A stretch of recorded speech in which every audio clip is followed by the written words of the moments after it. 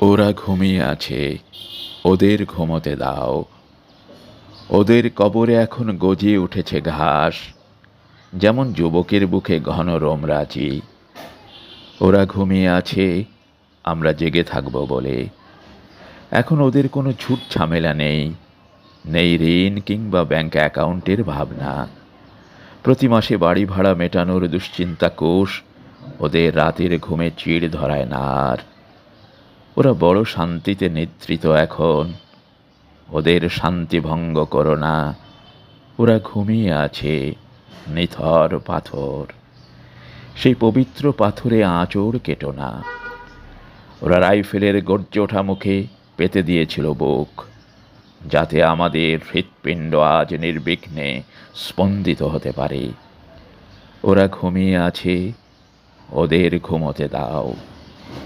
একদিন ওরা আমাদেরই মতো হেঁটে যেত দীর্ঘ পথ দিয়ে, আড্ডা দিত ক্যাফেটেরিয়ায়, চাখানায়, পেঙ্গুইন সিরিজের বই পড়ত, দেখত নাটক। নারী ও নিসর্গের প্রতি ভালোবাসা ছিল প্রবল।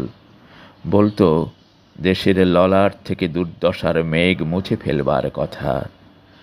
ওরা কাল ওদের কণ্ঠ স্তব্ধ হতে দিয়েছে, আজ আমাদের কণ্ঠে আগামীর গান ঝঙ্কৃত হবে বলে। ডাল ভাতের ক্ষুধার চেয়েও তীক্ষ্ণ এক ক্ষুধায় জ্বলে, পানির তৃষ্ণার চেয়েও গভীর তৃষ্ণায় কাতর ওরা ছুটে বেরিয়েছিল পথে।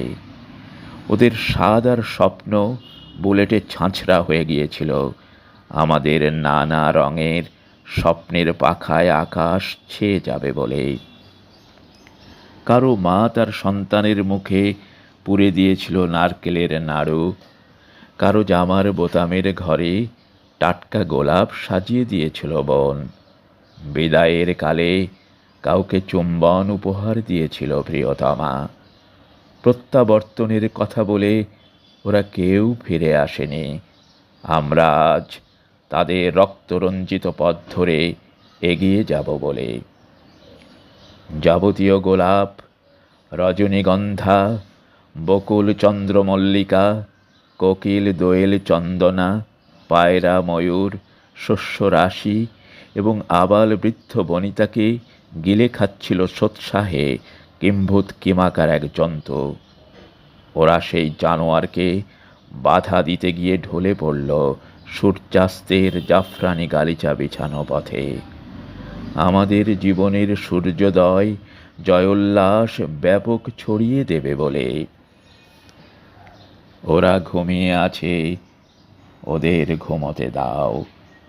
পথশ্রান্ত ওরা, নিদ্রার গহ্বরে ওদের বিশ্রামের দরকার। ওরা চেয়েছিল যেন ভয়ঙ্কর দানবেরা মুখ খুলতে না পারে কখনো। ওরা চেয়েছিল প্রাণীভোগ উদ্ভিদ না জন্মায় এখানে। ওরা পুঁতেছিল এমন একটি গাছ যা কখনো বিকৃত হবে না রোমশ হাতের ছটকায়। আমাদের সুন্দর ভবিষ্যতের জন্যে ওরা ওদের বর্তমানকে উৎসর্গ করেছিল অসীম সাহসিকতায়। ওরা ঘুমিয়ে আছে, ওদের ঘুমোতে দাও। আমাদের চোখের পাতা কোনো কুহকে বুঝে এলে চলবে না আজ।